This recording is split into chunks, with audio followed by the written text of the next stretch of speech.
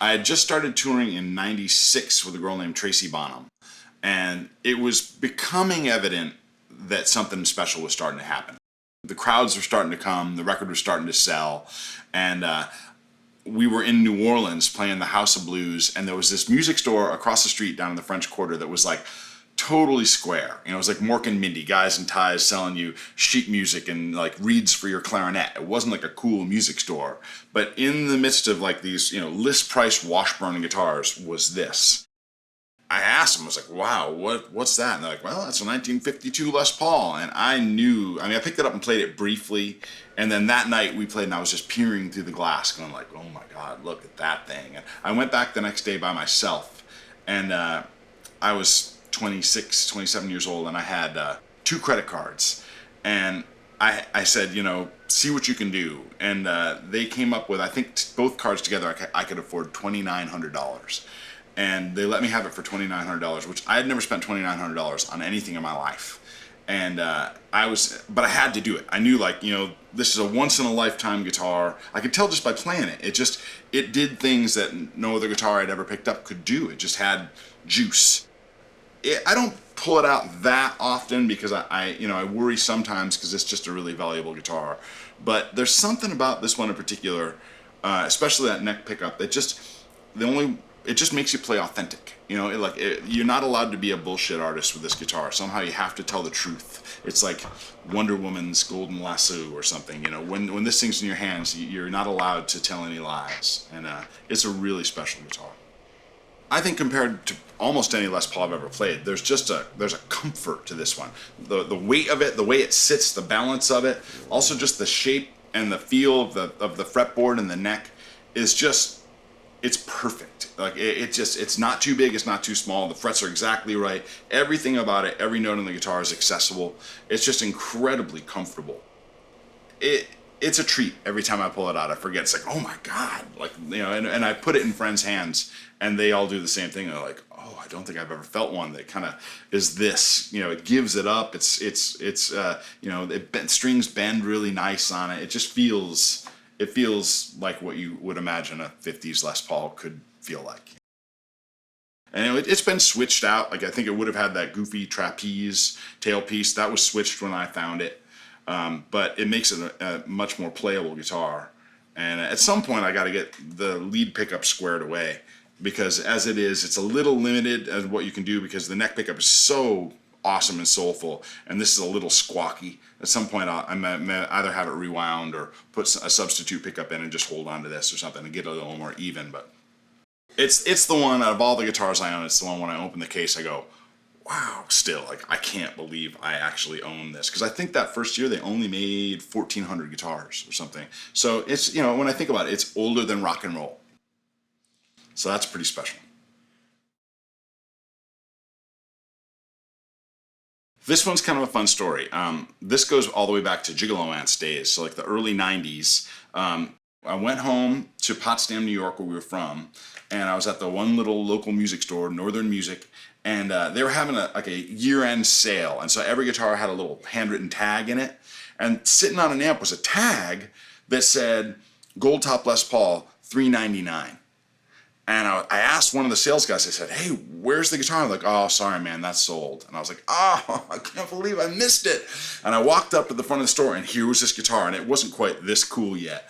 But I saw the owner. I said, oh, I can't believe that's sold. And he's like, that's not sold. I was like, well, it is now. And so I bought it for $399, and I put the Bigsby on it, and I put better pickup sets of Duncan Antiquity, and this is a Van Zant, and I put better tuners, and this became my number one for a long time. Like, all the checking, all the Bigsby damage, all the scratches, that's all me. I've had this guitar now for at least 25 years, and it was the one that went everywhere I went. Every airplane, every concert stage. I used to throw it around, and this was the one that came back to the hotel with me every night so I could practice. And this was really, this was a pivotal guitar for me. It still is, in my top 3 of that I reach for on a daily basis. It's just, it shouldn't be a great guitar. This era, most people kind of make fun of, like 70s Les Pauls are not exactly sought after. It's got the weird 3-piece maple neck that I guess only Zakk Wylde really likes. But I don't know whether it's just because I've loved it so hard or whether I just got lucky, but this guitar still is one of the best instruments I've ever owned. And I've played it on a million records. I had finally played it so hard that the frets were pretty much gone, and the intonation was unusable because the frets were just so fried. And when I was working at Westwood Music in LA, a guy moved into the neighborhood with a Plek machine, and he really wanted me to send him customers. And I was like, what's a Plek machine? He said, well, I'll tell you what, give me one of your guitars, I'll do it for you, and if you like it, send me customers. And he Pleked this, and it changed it. I mean, it had always been a good guitar. After the Plekking, it became an incredible guitar. And that was at least 10 years ago, and it's still, and I've played a lot of hours on it, and the frets are still great, and it still plays perfectly in tune, so I guess Plekking is a good thing. The part that I laugh at is I remember, like, I didn't know anything about putting on a Bigsby, but I'm a huge Neil Young guy. And so I was like, I have to have a Bigsby. So I just bought a Bigsby, and I just remember just kind of looking at it like this, being like, well, that should work. And I just screwed it on in our rehearsal space. And now, you know, I don't think I would dare. I would have to have a luthier do it. But I was 22 or 23 or something like that, and I wasn't going to wait. It had to get on there, you know? And I did it. It worked out perfectly. And I didn't really think about it too. I'm a Bigsby devotee, but I find that my favorite Bigsbys end up being these ones that don't have that little retaining bar. They're just, and I got lucky with the angle of this guitar that for whatever reason they don't pop out of the bridge. I've never had any issues with this one, with breaking strings or going out of tune or anything. It just, I put it on and it worked. And I think I just got lucky because not all Bigsbys will do such things, but this one always fit the guitar well. And all this green, that's just Texas. I'd had this guitar for, you know, almost 20 years before I moved here, and it's just, you know, 3 sets a night sweating through Green Hall and stuff like that is starting to oxidize right through this poor thing. I didn't know anything about pickups. I still don't know very much about pickups. I got so lucky with how these two worked together. Like this just hits hard, but without being metally at all. It's very much what I imagine a PAF would be like.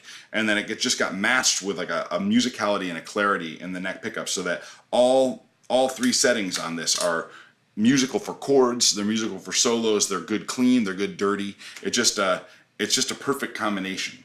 You know, I think that's why I like this guitar. There's just, I've played every style of music on it. You can play country on it, you can play jazz on it. It's a really versatile instrument. Well, this is a recent acquisition that I almost feel a little bit guilty about. Lonnie Trevino, who I play in the South Austin Moonlighters with, has toured with and is good friends with the guys in the local Austin band Fastball. And he wrote me a note saying, hey, Miles Zuniga from Fastball is just getting rid of some guitars, and he's got more than he needs. And he sent me a picture of this, and I was like, holy cow, I mean, that's a real Les Paul. And so I went by his house and I played it just for a couple of minutes, and the price was too good to pass on, and I grabbed it thinking I'd get rid of it, and I took it out and played it that weekend, and everyone in my band was like, I don't think you should sell that guitar. It is a beast. It's a 2000 standard that has this little limited edition tagger on the back of the headstock. I'm not in love with these Spurzl locking tuning pegs. They're not really my flavor, but they do their job. But it's got a big old chunk of a 50s neck, and it's got nice checking on the top. It looks like an older guitar. And these pickups are just fierce. They really they're very rock and roll. I think that probably if I were to play, you know, more high octane, little more high gain music, this would be the one I'd be reaching for, because it's got a real sizzle. Like there's not a lot of mush around it. It's like all like a punch in the face. And I'd always heard people talking about that. People accredit it to Dwayne Allman, that top wrap with a stop tailpiece like this. And because I'm always using Bigsby's, I never had anything to try it out on, and I like it. And I could really tell the difference playing it live. I felt like the whole guitar was ringing. Like there was a real, a resonance that was the body and the neck and everything really ringing together in a super cool way. And I don't know whether that had to do with this or whether it's just a good guitar. But It's a really not something I was looking for, but it appears to be a single piece of mahogany body, which most of the ones you'd see a seam someplace. It's a really, I mean, it's been through the wars too. This neck is hammered. I mean, it looks like a guitar from the 50s because it's been rode hard and put away wet. It wasn't until after I got it home that I looked and there appears to be a classic Gibson headstock break, but it holds tune perfect, and it's a great guitar. I'm having a hard time justifying having 3 gold tops, but I'm also having a hard time letting this go because it's just a great instrument. It's just, people want to get down on modern build guitars or modern Gibson or whatever, but this is just proof positive that they can still make a great guitar. I mean, it's a no joke killer Les Paul.